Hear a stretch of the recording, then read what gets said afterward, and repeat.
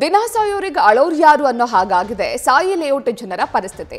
ಮಳೆ ಬಂದ್ರೆ ಸಾಕು ಇಲ್ಲಿನ ಜನರ ಪರಿಸ್ಥಿತಿ ಅಯೋಮಯ.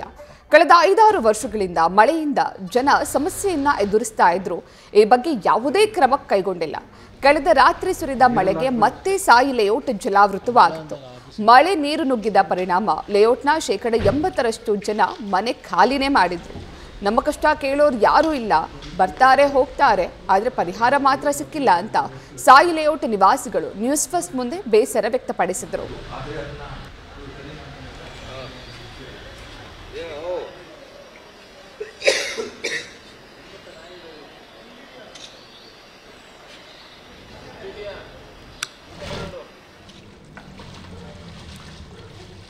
ಸದ್ಯಕ್ಕೆ ನೀವು ಲೈವ್ ದೃಶ್ಯಾವಳಿಗಳನ್ನ ನೋಡ್ತಾ ಇದ್ದೀರಾ. ಸಾಯಿ ಲೇಔಟ್ನಲ್ಲಿರುವಂತಹ ದೃಶ್ಯವನ್ನ ನೋಡ್ತಾ ಇದ್ದೀರಾ. ನಿನ್ನೆ ಬೆಂಗಳೂರಿನಾದ್ಯಂತ ಸುರಿದಂತಹ ಮಳೆಯಿಂದ ಸಾಯಿ ಲೇಔಟ್ನಲ್ಲಿ ಸದ್ಯಕ್ಕೆ ಅವಾಂತರವೇ ಸೃಷ್ಟಿಯಾಗಿದೆ. ಇನ್ನು ಸಾಯಿ ಲೇಔಟ್ನ ಪರಿಸ್ಥಿತಿ ಬಗ್ಗೆ ನಮ್ಮ ಪ್ರತಿನಿಧಿ ಪ್ರಜ್ವಲ್ ನಿಟ್ಟೂರು ಪ್ರತ್ಯಕ್ಷ ವರದಿಯನ್ನ ನೀಡಿದ್ದಾರೆ. ಬನ್ನಿ ನೋಡೋಣ.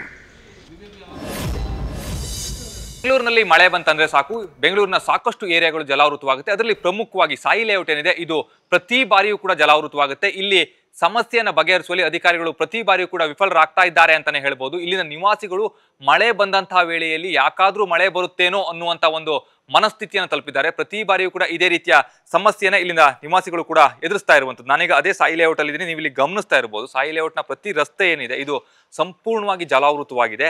ಈ ಒಂದು ಭಾಗದಲ್ಲಿ ಎಲ್ಲೂ ಕೂಡ ಓಡಾಡ್ಲಿಕ್ಕೂ ಆಗೋದಿಲ್ಲ. ಹಾಗೆ ಇಲ್ಲಿನ ಮನೆಗಳಿಗೂ ಕೂಡ ನೀರು ನುಗ್ಗೋದ್ರಿಂದಾಗಿ ಇಲ್ಲಿಯ ಸಮಸ್ಯೆ ಏನಿದೆ ಅದು ಪ್ರತಿ ಬಾರಿಯೂ ಕೂಡ ಜಾಸ್ತಿ ಆಗ್ತಾನೆ ಇರುವಂತದ್ದು.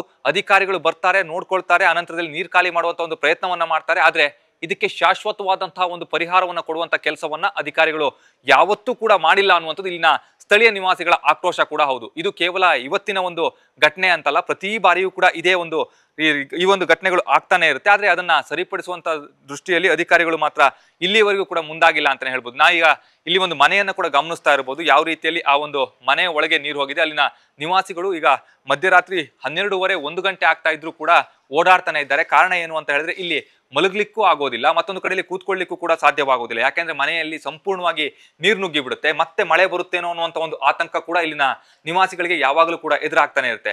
ನೀವು ಇಲ್ಲಿ ಗಮನಿಸಬಹುದು, ಅಂದ್ರೆ ಈ ರೀತಿಯಲ್ಲಿ ಅವರು ವಸ್ತುಗಳನ್ನ ಕೂಡ ಇಟ್ಟಿರ್ತಾರೆ. ಈ ರೀತಿ ಎಲ್ಲಾ ವಸ್ತುಗಳು ಕೂಡ ಜಲಾವೃತವಾದ್ರೆ ಯಾವ ರೀತಿಯಲ್ಲಿ ಹಾಗಾದ್ರೆ ಪ್ರತಿ ಬಾರಿಯೂ ಕೂಡ ಮಳೆ ಬಂದಂತ ಸಂದರ್ಭದಲ್ಲಿ ಹೊಸ ವಸ್ತುವನ್ನ ನಾವು ತರ್ಲಿಕ್ಕಾಗುತ್ತಾ ಅನ್ನುವಂತ ಒಂದು ಪ್ರಶ್ನೆಯನ್ನ ಕೂಡ ಇಲ್ಲಿನ ಸ್ಥಳೀಯ ನಿವಾಸಿಗಳು ಯಾವಾಗ್ಲೂ ಕೂಡ ಮಾಡ್ತಾ ಇರುವಂತದ್ದು. ಅಂದ್ರೆ ಇಲ್ಲಿನ ಸಾಕಷ್ಟು ಐಟಮ್ಗಳೇನಿರ್ತವೆ ಅದು ಯಾವಾಗ್ಲೂ ಕೂಡ ಹಾಳಾಗ್ತಾನೆ ಇರುತ್ತೆ. ಆದ್ರೆ ಅಧಿಕಾರಿಗಳಿಗೆ ಈ ಬಗ್ಗೆ ಸ್ವಲ್ಪವೂ ಕೂಡ ಜ್ಞಾನ ಅನ್ನುವಂಥದ್ದು ಇಲ್ಲ ಅನ್ನುವಂಥದ್ದಿದೆ. ಅದು ಸ್ಪಷ್ಟವಾಗಿ ಗೊತ್ತಾಗ್ತಾ ಇರುವಂಥದ್ದು. ಇಲ್ಲಿನ ನಿವಾಸಿಗಳ ಪರಿಸ್ಥಿತಿಯನ್ನು ನೋಡಿದ್ರೆ ನಿಜಕ್ಕೂ ಕೂಡ ಬೇಜಾರಂತ ಅನ್ಸುತ್ತೆ. ಪ್ರತಿ ಬಾರಿ ಅಧಿಕಾರಿಗಳು ಬರ್ತಾರೆ, ಆದ್ರೆ ಆಶ್ವಾಸನೆಯನ್ನ ಕೊಡ್ತಾರೆ, ಯಾವುದೇ ಒಂದು ಕೆಲಸವನ್ನ ಕೂಡ ಮಾಡ್ಕೊಡೋದಿಲ್ಲ.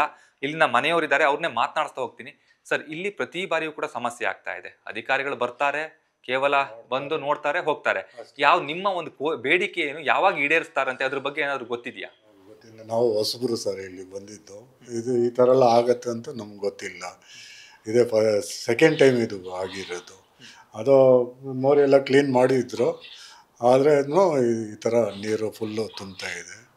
ಎಷ್ಟು ವರ್ಷ ಆಯ್ತು ನೀವು ಇಲ್ಲಿಗೆ ಬಂದು? ಎಷ್ಟು ವರ್ಷ? ಇಲ್ಲಿ ಬಂದು 2 ವರ್ಷ ಆಯ್ತು. 2 ವರ್ಷ ಆಯ್ತು. ಓಕೆ. ಅಂದ್ರೆ ಇಲ್ಲಿ ಪ್ರಮುಖವಾಗಿ ಅಂದ್ರೆ ಈ ಒಂದು ವಿಚಾರ ಅಂದ್ರೆ ಈ ಒಂದು ಭಾಗದಲ್ಲಿ 2 ವರ್ಷದಿಂದ ಸಾಕಷ್ಟು ಬಾರಿ ಮಳೆ ಬಂದಿದೆ. ಇದೇ ರೀತಿಯ ಒಂದು ಸೇಮ್ ರೀತಿ. ಬಟ್ ಅಧಿಕಾರಿಗಳು ಸಾಕಷ್ಟು ಬಾರಿ ಬಂದಿದ್ದಾರೆ, ನೀರು ಖಾಲಿ ಬರ್ತಾರೆ, ಹೋಗ್ತಾರೆ. ಬಟ್ ಆಶ್ವಾಸನೆ ಕೊಡೋದು ಅಂದ್ರೆ ಅಧಿಕಾರಿಗಳು ರಾಜಕಾರಣಿಗಳಾಗ್ತಾ ಇದ್ದಾರೆ ಒಂದು ರೀತಿ. ಇದು ನ್ಯೂಸ್ ಫಸ್ಟ್ ನಿರ್ಭೀತಿಯಿಂದ ನಿಮ್ಮ ಪರವಾಗಿ.